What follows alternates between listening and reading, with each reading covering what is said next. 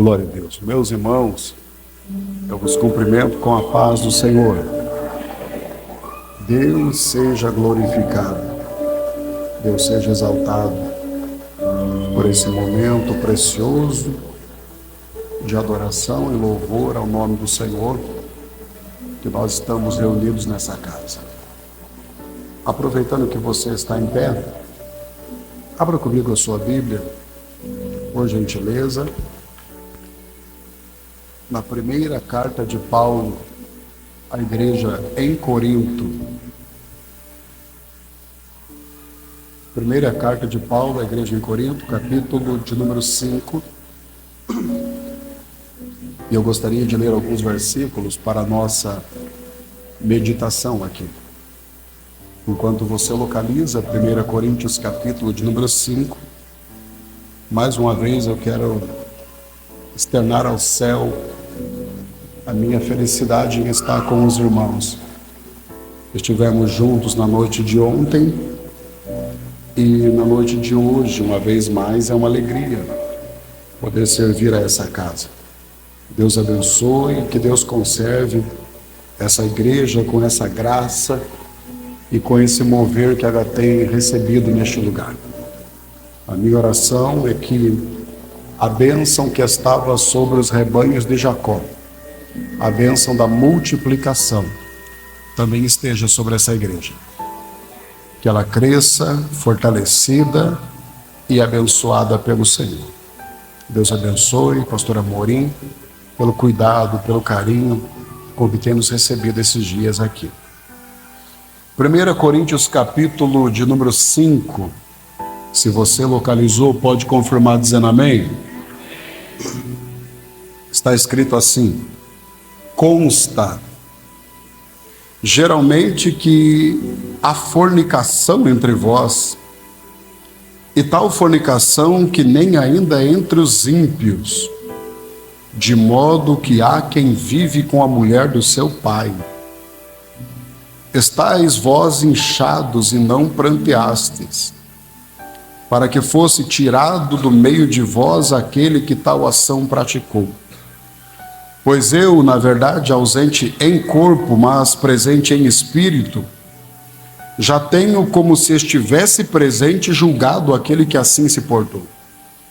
Em nome do Senhor Jesus, congregados vós e o meu espírito, com o poder de nosso Senhor Jesus, seja o tal entregue a Satanás para a destruição da carne, a fim de que o espírito seja salvo no dia do Senhor. E a igreja diz amém. Pode se assentar, meus irmãos.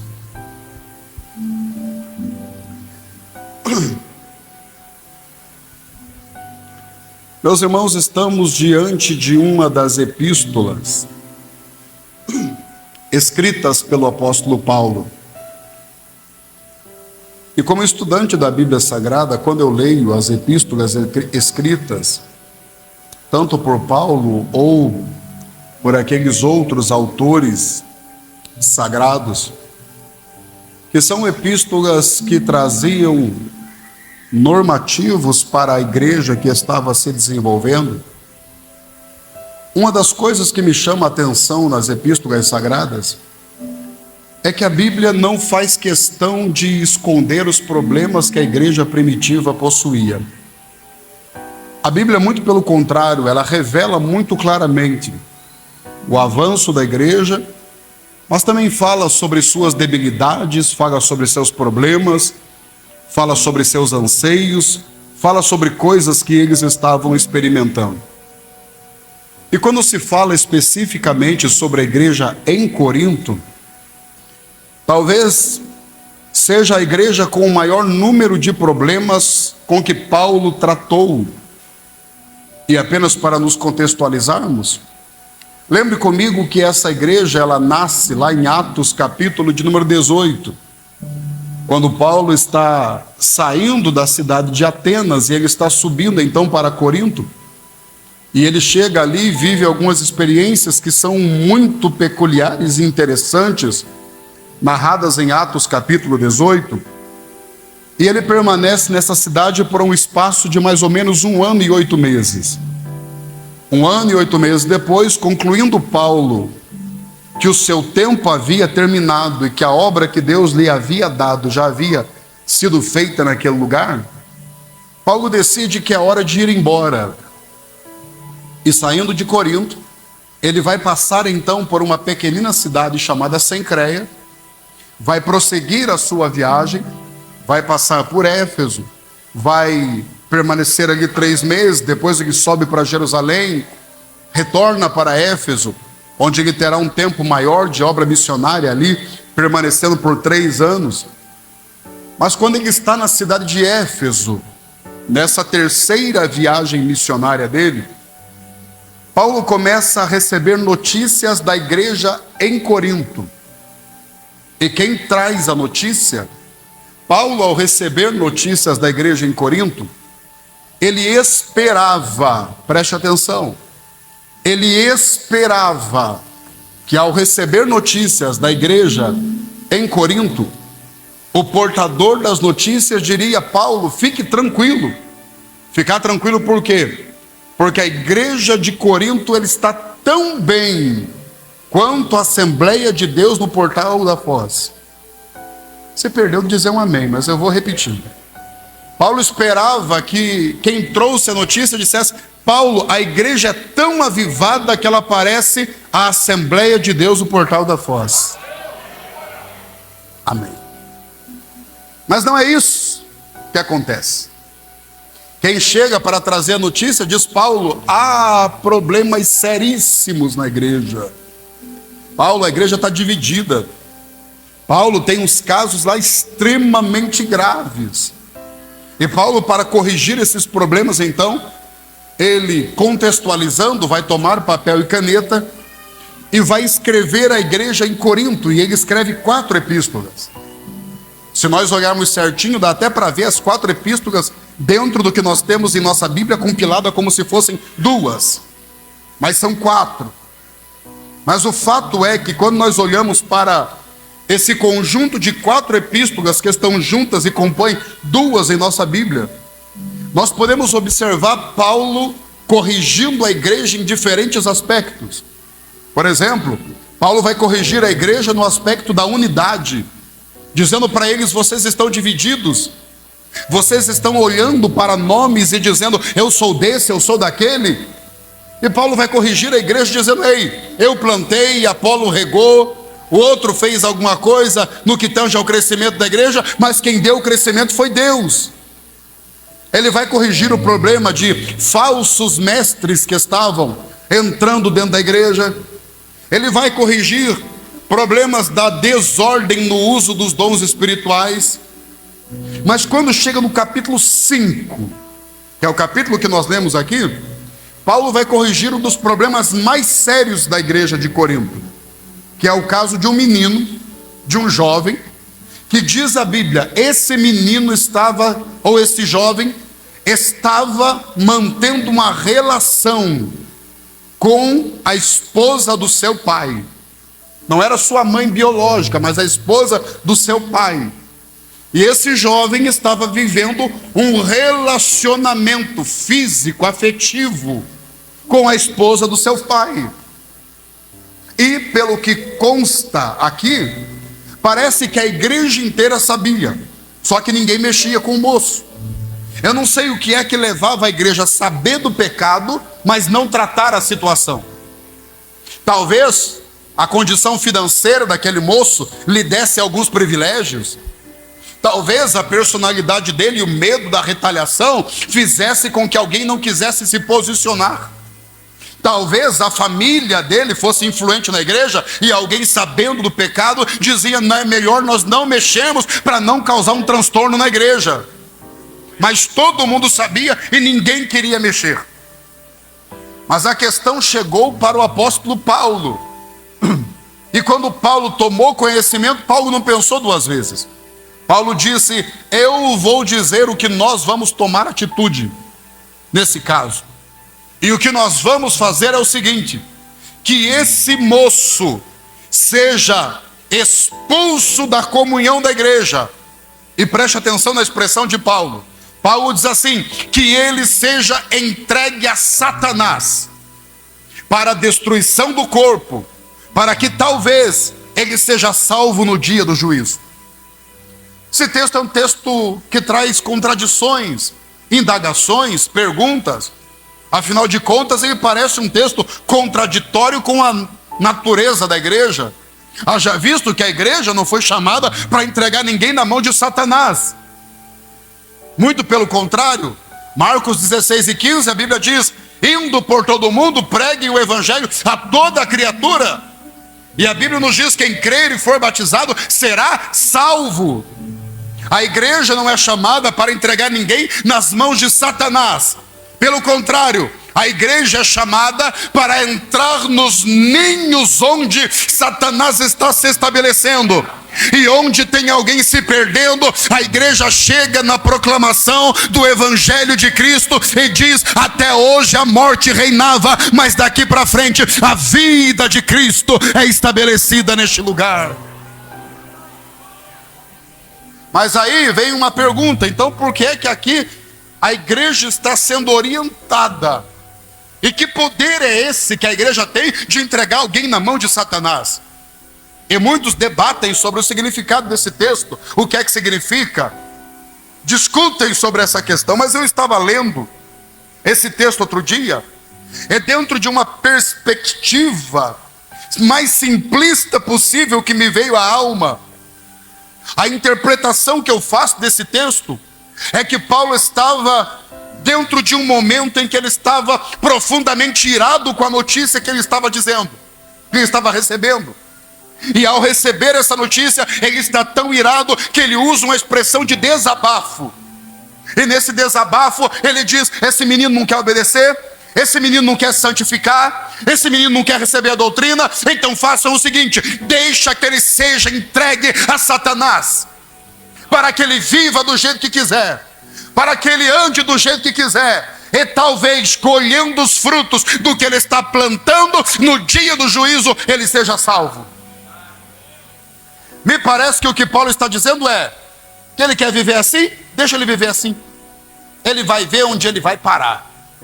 Ele quer andar assim, deixa ele andar assim, ele vai ver onde ele vai terminar. Parece que Paulo está dizendo para a igreja: ele não quer obedecer ao evangelho, então deixa ele seguir o caminho dele. Quando ele perceber o que tem no caminho dele, talvez quebrado, ele seja salvo no final. Me parece que é isso que Paulo está dizendo. E quando você olha para esse texto dessa perspectiva, parece que outros textos recebem luz e você consegue entender com a mesma clareza, entendendo que Deus também trabalha dessa maneira em alguns casos. Por exemplo, Romanos capítulo de número 1. A Bíblia vai nos mostrar Deus agindo dessa maneira com aqueles que rejeitam o evangelho. E antes de partir para Romanos capítulo de número 1, deixe-me dizer uma coisa: a didática de Deus, ela é prioritariamente o amor. O que é que significa isso? Que Deus ensina, a princípio, através do amor. A pedagogia de Deus é prioritariamente o amor. Significa que Deus chama alguém e Deus ensina pelo amor. Mas se essa pessoa que Deus chamou e está ensinando pelo amor se recusa a obedecer e se recusa a ouvir, então Deus parte para uma segunda metodologia. Qual é essa segunda metodologia? É quando Deus entrega essa pessoa aos seus próprios caminhos. É quando Deus entrega essa pessoa à sua própria sorte. E entregando essa pessoa à sua própria sorte, ela vai colher aquilo que está plantando.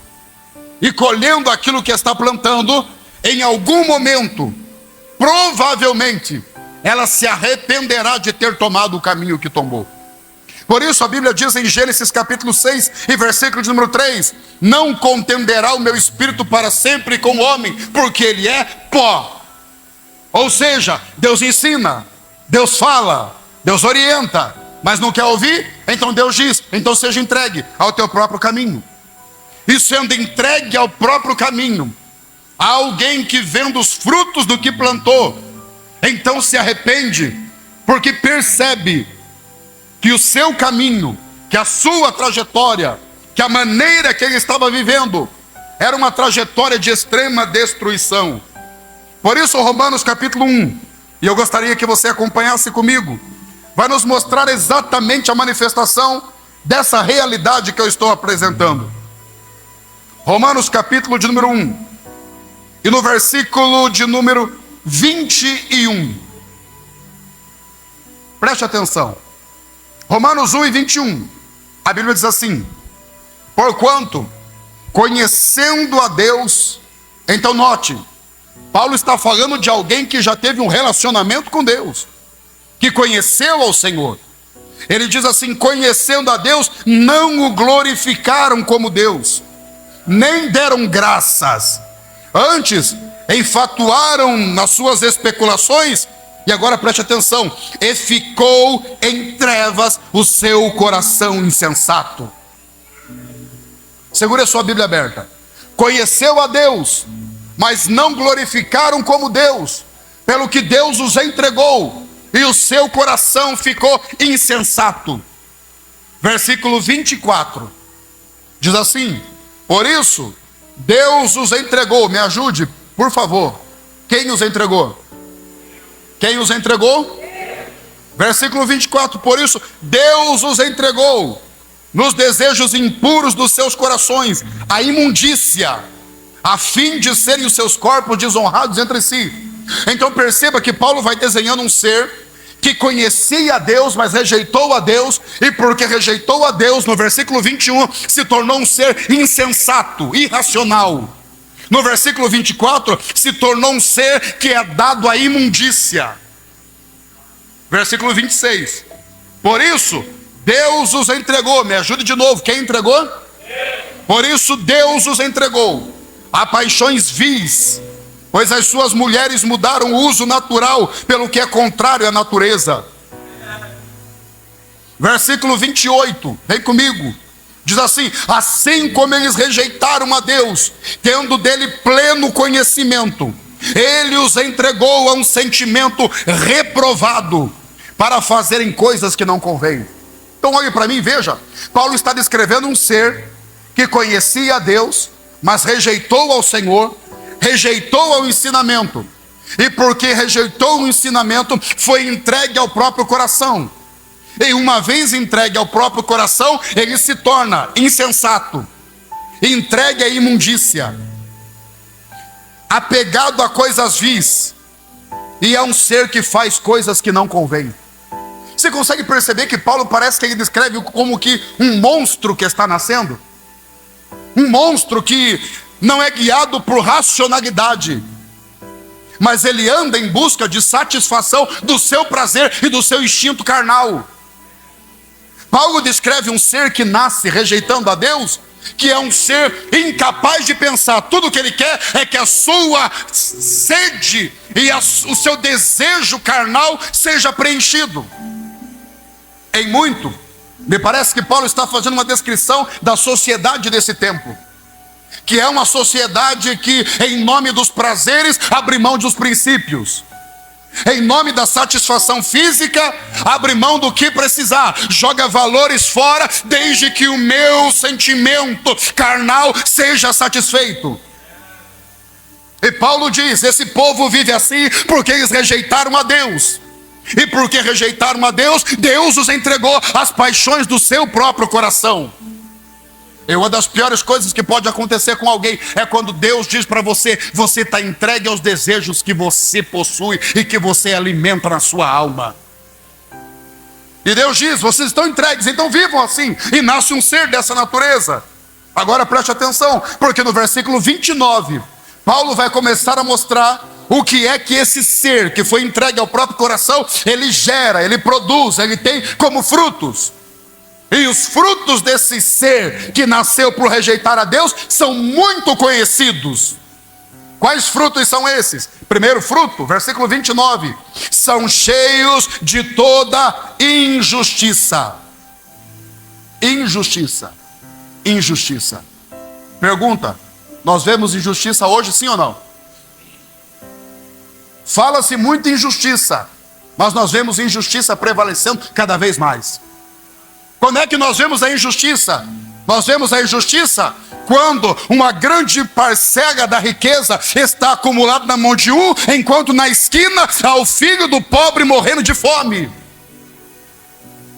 Quando é que nós vemos injustiça? Quando eu sou um leão para julgar o pobre, mas eu sou uma donzela mimada para julgar o pecado do rico. Quando é que eu vejo injustiça? Quando há uma sociedade que não se importa com o órfão, com o pobre, com a viúva, cheios de injustiça. E ele prossegue: esse ser que abandonou a Deus, ele só gera injustiça. E ele continua dizendo: ele não só gera injustiça, mas ele também gera malícia. Malícia. O que é malícia? Essa capacidade do teu pensamento que sempre tende para interpretar as coisas de um jeito maligno. Por exemplo, eu estou pregando aqui, eu prego em média 1 hora, 1h30. Eu tenho que orar, pastor Amorim, porque eu não posso errar uma palavra aqui. Se eu errar uma palavra, que a palavra que eu disse chegue para alguém com uma conotação diferente daquela que eu quis falar, e pareça uma coisa que eu não quis dizer, pode ter certeza. Tem gente que vai esquecer tudo o que aconteceu no culto e vai pegar aquela palavra, e é aquela palavra que ele vai comentar lá fora. É aquela palavra que vão fazer cortes e vão colocar na internet, para zombar do pregador, para zombar da igreja, para zombar do ministério. Tem gente que está tão maliciosa que você não pode conversar com ele sobre coisas saudáveis, porque tudo que você fala, ele leva para uma outra conotação. A mente está tão tomada de maldade que não pode ver uma irmã bonita, um irmão bonito, não pode ver alguém com uma expressão que possa dar a interpretação de usar para outra finalidade, que a mente corre para esse lado e é usado aquilo negativamente. Por quê? Porque a mente está tomada de maldade. E Paulo diz: esse povo que abandonou o Senhor, a mente deles está tomada por maldade, por malícia. E ele prossegue: esse povo não é só cheio de injustiça, ele é cheio de malícia, mas ele também é cheio de avareza. Prossegue: de maldade, possuidores de inveja. Mas aí eu preciso que você glorifique a Deus, porque quando Paulo diz tem invejoso nesse grupo, ele está falando do pessoal lá de fora. Aqui dentro não tem. Aqui dentro não habita. Aqui ninguém tem inveja de ninguém. Aqui ninguém se acha superior a ninguém. Não, pelo contrário. Aqui não tem o espírito de Caim, que quando Deus recebe a oferta do outro, eu quero matar o outro. Não, aqui a gente está orando uns pelos outros e dizendo: Senhor, se o Senhor quer abençoar, abençoa. E nós nos alegramos pelo que o Senhor faz nessa casa. Não, aqui não tem inveja, amém, irmãos? Aqui ninguém quer derrubar ninguém. Aqui ninguém quer matar ninguém. Aqui a gente celebra pelo que Deus está fazendo na vida de cada um de nós. Aqui não tem aquele negócio de um menino pegar o microfone e ele está pregando demais, e a gente dizer quem esse menino pensa que é. Eu estou aqui desde 1918 e não prego assim, e esse menino está chegando agora, já quer tomar o meu lugar. Aqui não tem. Aqui não tem de Deus tomar alguém para cantar um louvor aqui e alguém dizer: se fosse eu regendo era melhor, se fosse eu na liderança era melhor, se eu dirigisse esse culto estava muito melhor, se eu dirigisse esse departamento estava muito melhor. Glória a Deus. Aqui não tem. Aqui tem unidade, e a Bíblia diz que na união do seu povo Deus ordena a bênção e a vida para sempre. Esse ser é cheio de inveja, ele é cheio de homicídio, ele é cheio de contenda. Ah, que lindo, irmão, não tem contenda aqui. Amém? Aqui não tem contenda, mas esse ser, ele é um ser que gera contenda, dolo, malignidade, detratores, difamadores, que também não tem aqui. Eu vou ter que te explicar o que é difamador, porque vocês não conhecem aqui. Não tem difamador em Foz do Iguaçu, pastor. Só lá em Jaguareíba. É outra história. Difamador é aquele que pega um fato que pode denegrir a sua imagem E ele faz questão que aquele fato corra por todos os lugares, sabendo que aquela notícia vai te prejudicar. Difamadores, aborrecíveis a Deus, insolentes, soberbos, presunçosos, inventores de males. Preste atenção nesse. Desobedientes aos pais. Percebeu que a gente não prega mais isso? Mas está aqui. Um dos frutos de quem rejeita Deus se torna desobediente aos pais. Não honra pai, não honra mãe, não honra. Ainda essa tarde eu estava vendo se é que eu posso chamar de influencer, mas se apresenta assim e tem muitos seguidores pelo menos. E ele dizendo: eu já avisei meus pais, quando ficar velho não conte comigo que eu não cuido de ninguém. E ele disse: meus filhos também não vão cuidar de mim, porque eu vou para a academia todos os dias para não depender de filho. Pensa no pensamento desse, pastor. A vaidade, né? A vaidade de achar que eu sou forte e não dependo de ninguém. E esse desonrar aos pais está aqui diante de nós. Seres que rejeitam a Deus perdem a capacidade de honrar pai e mãe. É por isso que eu quero te dizer algo muito sério. Não adianta você pular, gritar, saltar, rodar aqui dentro, se você não honra pai e você não honra mãe. Não me venha dizer que profetiza se você não fala com a sua mãe. Não me venha fazer pose de profeta se o teu pai precisa da sua ajuda e você não é macho para tomar uma atitude de ajudá-lo. Desobedientes a pai e mãe. Chega em casa, a menina chega em casa para apresentar o dito cujo. É a gente, irmão, que é pai. Eu tenho uma menina de 3 anos. E a gente cuida, a gente dá a vida pela filha. E aí você pensa, irmão, você dá a vida pela filha. Aí ela fica lá com 16, 17, 18 anos. E um dia chega pra gente, pra vocês no caso, porque comigo vai demorar, Deus quiser. Mas com aquela palavra que dói no coração do pai. Pai, eu quero te apresentar um menino que quer namorar comigo. Tá bom, traz ele aí então. E quando chega, irmão, na porta da casa, aparece aquele ser. Você não sabe se ela achou um homem ou achou um Pokémon.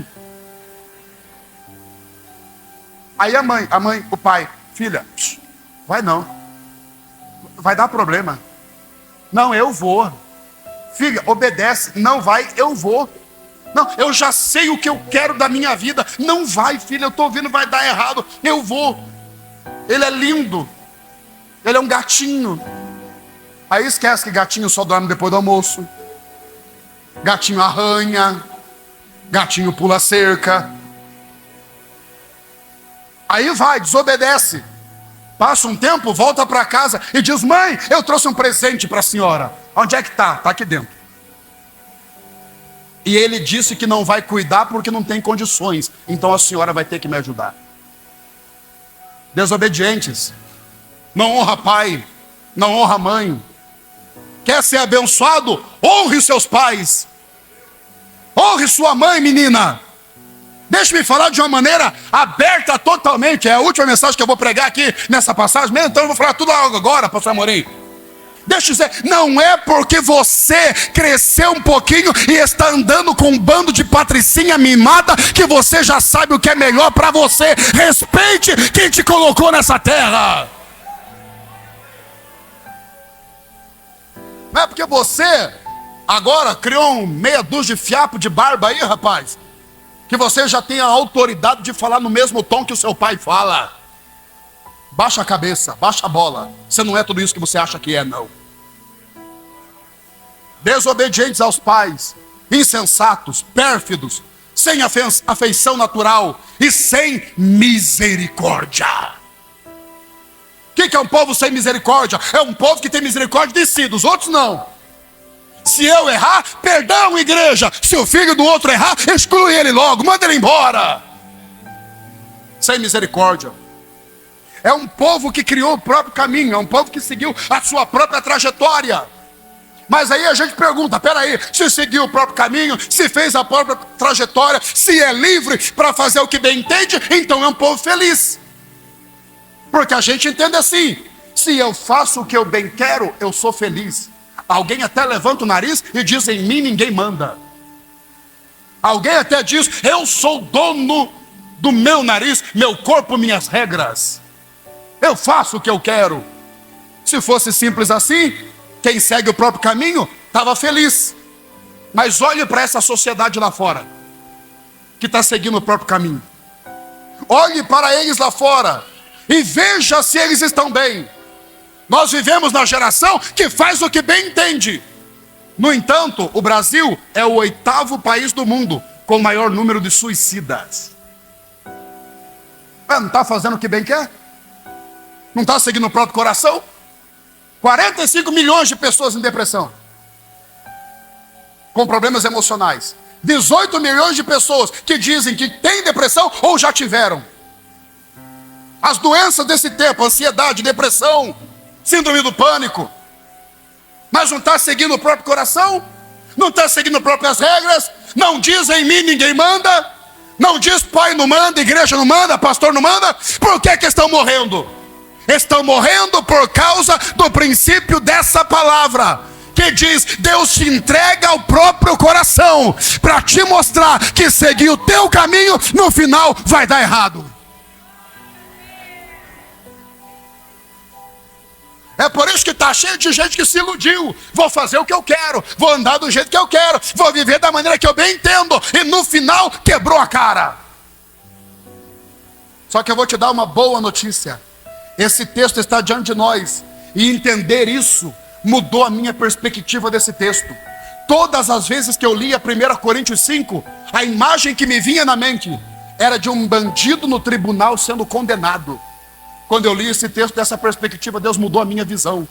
E eu não vi um bandido no tribunal sendo condenado. Eu vi um doente sendo mandado para a UTI para ser curado. O propósito do que Paulo fala é redentivo. Ele diz: deixa ele viver, deixa ele seguir o caminho dele. Quando ele quebrar a cara, ele vai entender: não dá para criar o meu caminho, eu tenho que aceitar o caminho dele, porque ele sabe o que é melhor para a minha história. É igual o filho pródigo. Chegou para o pai e disse: pai, já sei o que eu quero, dá a herança aí que eu estou vazando. Você já parou para perguntar por que o pai entregou? O pai conhecia ele, sabia que ele ia seguir a vida. Só que o pai disse: você quer? Está aqui então, pega a tua herança e vai. E ele foi, saiu primeiros dias com a herança, parou naquela baladinha que ele tinha vontade, chegou ostentando dinheiro, rodeou de amigos, pagou cerveja para todo mundo. Final de semana, marcou um churrasco na casa do outro, diz: deixa comigo, eu pago, é picanha da boa, pode colocar aí. Foi seguindo o caminho, foi seguindo, e o dinheiro foi acabando. Chegou um dia que o menino não tinha mais nada, estava dentro de um chiqueiro comendo junto com os porcos. E quando ele está comendo junto com os porcos, ele lembra da casa do pai. E ele diz: na casa do meu pai os empregados vivem melhor do que eu estou vivendo aqui. E ele diz: levantar-me-ei e irei até meu pai.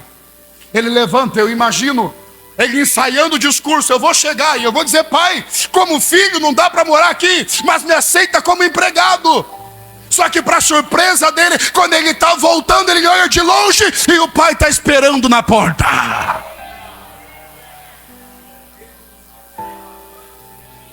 E quando ele chega, ele vai colocar em prática o discurso.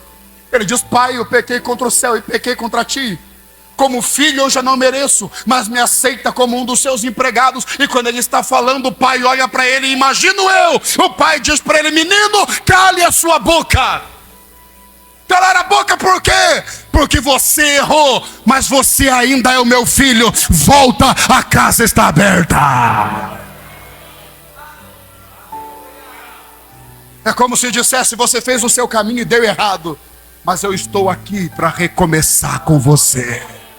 Você tomou as suas decisões e as suas decisões te levaram para o fundo do poço, mas eu sou o pai de amor que ainda se levanta a favor daquele que errou para recomeçar a sua história. Baseado nisso, eu quero te dar 2 palavras e eu encerro com elas, baseado nesse texto. Quais são elas? Primeira palavra que eu quero deixar para a sua alma, baseado nesse texto: baseado no que eu te expliquei até aqui. Preste atenção. Deus pode ressignificar a sua história, mesmo que você já tenha tomado decisões erradas. Deus pode ressignificar a sua história, ainda que você tenha tomado caminhos errados. E isso é libertador, irmãos. Porque qual de nós já não tomou uma decisão errada na vida? Qual de nós aqui que nunca tomou uma atitude que não deveria ter tomado? O problema é que o tempo passa e às vezes a gente é refém das atitudes que tomou. Há alguém que diz assim: se eu não tivesse falado o que eu falei, não teria colocado tudo a perder. Há alguém que diz assim: se eu tivesse assinado aquele contrato, a nossa vida hoje era muito melhor do que está sendo. Há alguém que diz: se eu não tivesse feito aquilo que eu fiz, minha família hoje estaria muito melhor. Mas tomou uma decisão errada lá no passado. E para alguns, o passado se torna um peso. O passado se torna um fardo no presente. Mas aí esse texto vem dizer para mim e para você: ainda que você tenha errado, Deus tem o poder de ressignificar a sua história. Isso é libertador, porque acontece conosco o que aconteceu com Paulo. Paulo um dia estava orando e começou a sentir o peso do passado. E vem o inimigo e começa: quem você pensa que é para estar pregando, rapaz? Lembra de você, os cristãos morrendo e você apoiando? Lembra de você perseguindo a igreja? Quem é você para estar pregando? E quando o passado estava pesando e Paulo reclamando, o Espírito Santo veio e disse: eu vou te dar uma palavra. Mas não é uma palavra para você falar, é uma palavra para você gritar. Que palavra? Eu vou colocar na sua boca e você grita. E quando Paulo está orando e o inimigo está jogando o passado em cima dele, o Espírito Santo coloca a palavra e Paulo se levanta e grita Romanos 8:1: portanto agora nenhuma condenação há para quem está em Cristo.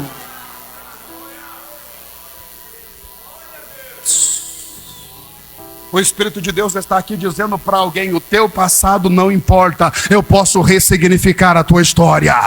O Espírito de Deus está dizendo para alguém aqui: alguém te julga pelo teu passado, alguém traz os erros que você já teve à tona para tentar de alguma maneira te menosprezar, mas eu sou o Deus de um novo tempo, eu sou o Deus de uma nova fase, eu sou o Deus de uma nova história, eu sou o Deus que se levanta e digo: dos teus pecados eu não me lembrarei jamais, porque se alguém está em Cristo, nova criatura é, as coisas velhas se passaram e eis que tudo se fez novo.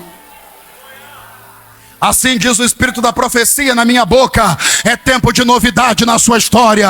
Tudo se fez novo, o que passou, passou. É hora de se levantar e dizer: é um novo tempo, é uma nova fase, o sol está brilhando. É hora de se levantar para viver o que Deus tem para minha história.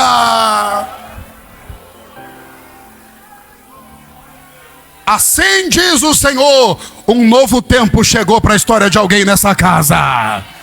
Uracalabara face de comanta Sarábia.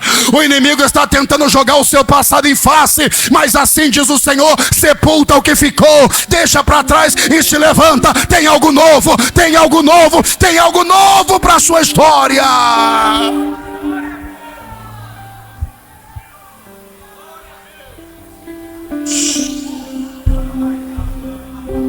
Ainda que você tenha errado, Deus tem um novo tempo para a sua vida.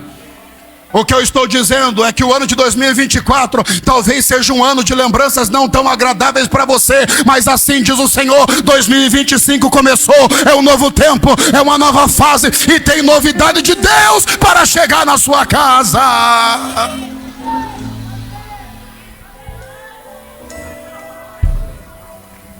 Primeira verdade baseada nesse texto: Deus pode ressignificar a sua história, ainda que você tenha tomado decisões erradas. Segundo, e eu encerro: confie, os planos de Deus são melhores do que os seus. Não, eu vou repetir: confie, os planos de Deus são melhores do que os seus. Ah, meu Deus, nosso problema é que às vezes a gente quer insistir em fazer do nosso jeito. Nosso problema é que às vezes a gente quer insistir. Não, eu sei o que eu estou fazendo. Me dá o controle aqui, Deus, que eu vou guiar as coisas. Deus, sai do ladinho, que eu vou pegar o volante e eu vou assumir. Deus, dá licença, que eu sei como é que eu vou realizar as coisas. Mas o Senhor me trouxe aqui para dizer: ei, descanse, os meus planos são melhores, os meus caminhos são melhores. É hora de você descansar no que Deus tem para a sua história.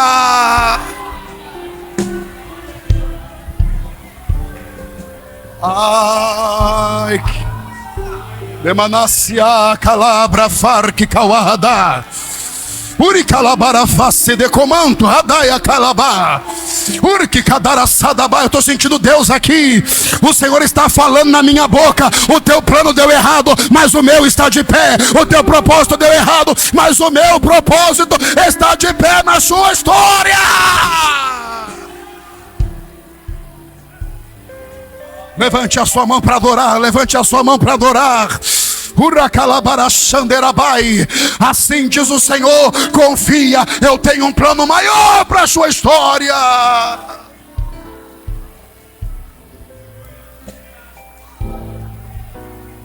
Deus está respondendo a alguém aqui nessa noite. Ele está dizendo para você: ei, o que você planejou deu errado.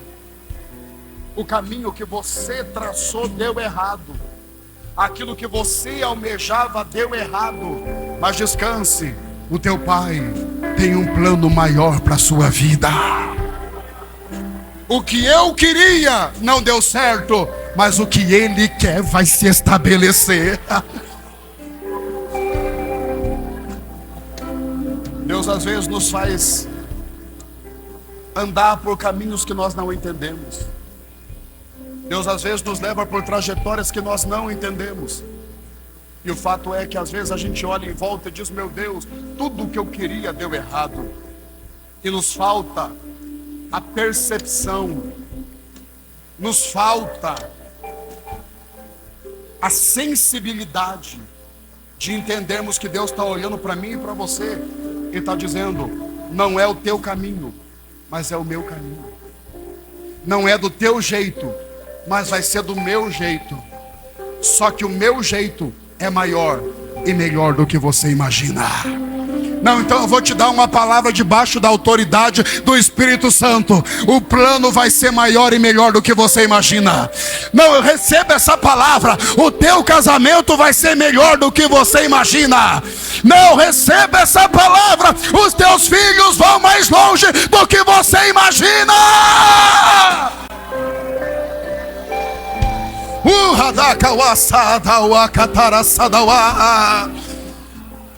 Vai ser maior do que você pensa, vai ser melhor do que você imagina, porque Deus é poderoso para fazer infinitamente mais do que tudo que pedimos, do que tudo que pensamos. Eu quero convidar alguém aqui hoje a abrir mão dessa sua vaidade de querer ter o controle da história. Eu quero convidar alguém aqui hoje para dizer para o Senhor: Senhor, eu cansei de tentar fazer do meu jeito. Chega de tentar resolver do meu jeito. A partir de hoje eu confio. O teu plano é maior. O teu projeto é maior. E a minha vida não está mais em minhas mãos, mas está na mão daquele que tem o poder para fazer coisas maiores. Confie, o que Deus tem para você é maior e melhor do que você imagina. Escute, eu sei que Deus me trouxe aqui para deixar essa palavra direta ao coração de algumas pessoas. Eu não sei quem são, mas eu sei que essa palavra vai direto para a alma de alguém aqui hoje.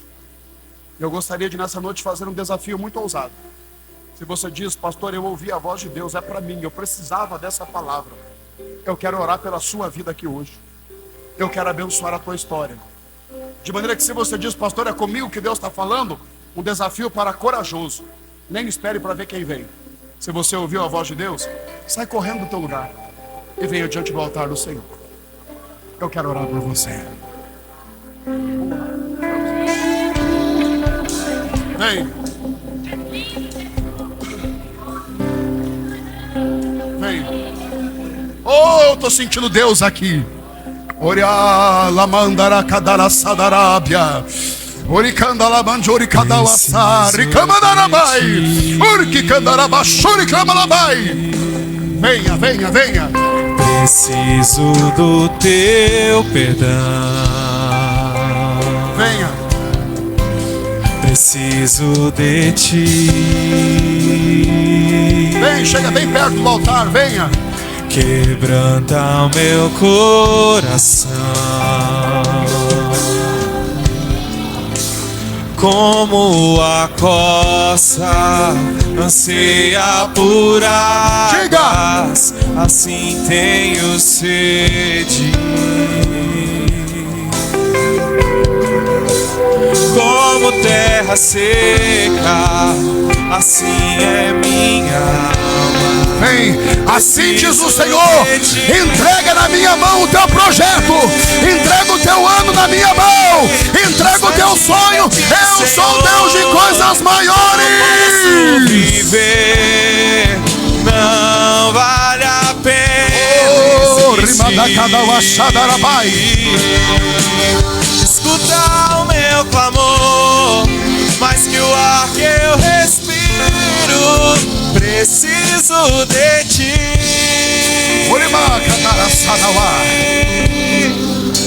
Distante de ti, Senhor, não posso viver.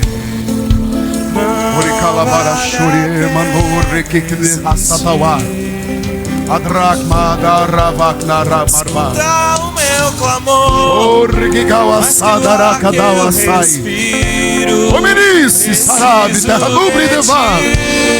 Dominic, Sawa, Dakatawasa. Uria, Ricandala para face de Hawa. Ah, eu vejo um novo tempo chegando para essa casa. Há um novo tempo vindo para essa casa. Há um novo tempo para essa casa. Como alto é o céu.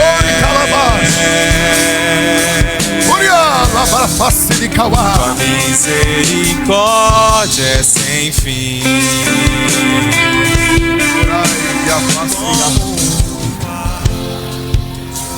Dominante Kawahadara Facia Calabra. Uriai Diamante que salva da Radara Kawashadarabia. Escute.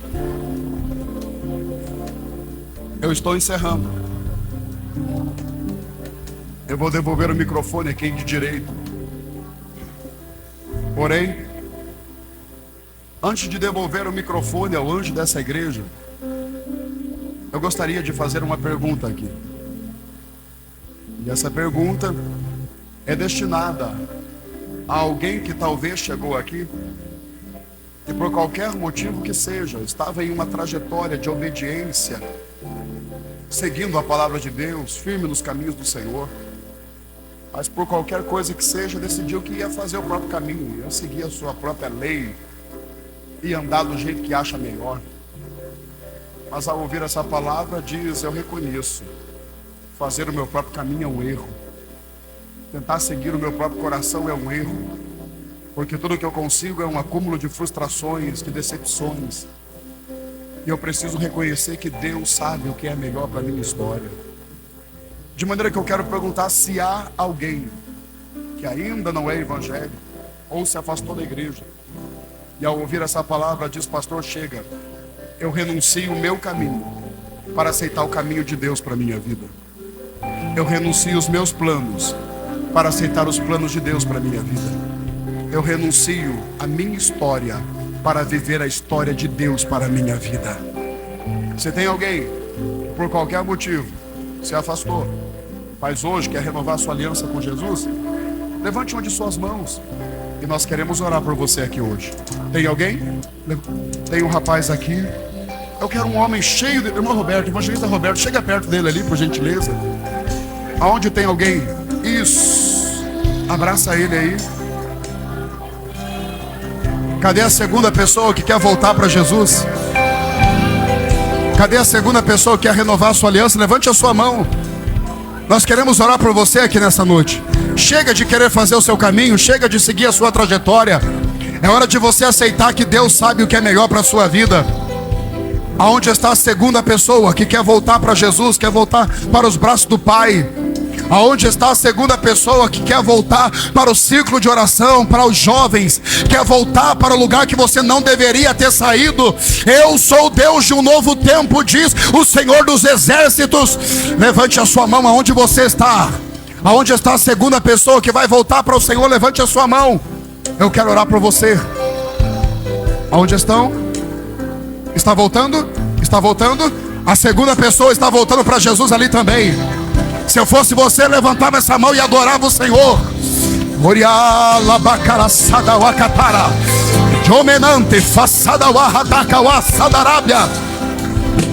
Venha.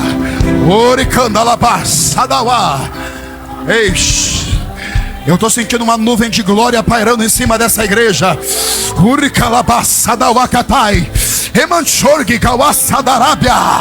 Eu estou sentindo uma nuvem de glória baixando aqui dentro. A unção de Deus vai tomando conta dessa casa. Quem há tempos não falava em língua, abra sua boca, volte a falar em línguas agora. Receba o poder do céu, receba essa graça, pega!